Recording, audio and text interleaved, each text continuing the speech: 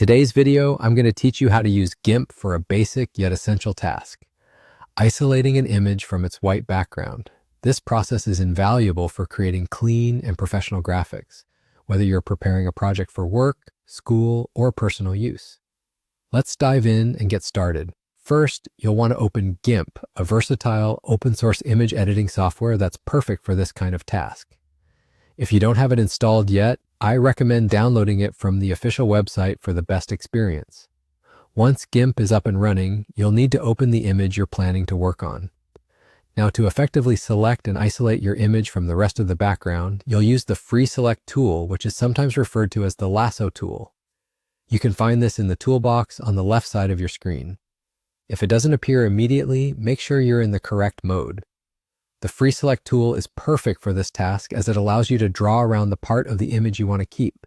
Take your time as you draw the outline, as precision at this stage will significantly improve your final result. Once you've surrounded the image with the free select tool, the next step is crucial.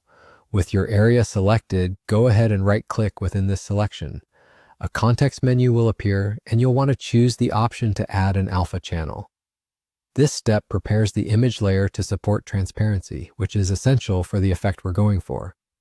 Following this, while your image is still selected and the alpha channel has been added, press the Delete key on your keyboard. This action should remove the white background from your image, leaving your selected subject over a checkered pattern, which indicates transparency in Gimp.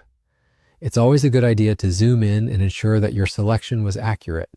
If there are any areas that need refining, you can use the eraser tool to make minor adjustments and clean up any remaining bits of the background.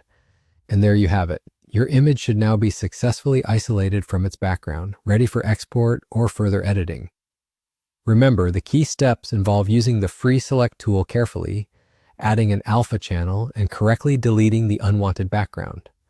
This method works particularly well for images with simple backgrounds, and with practice, it will become an intuitive process.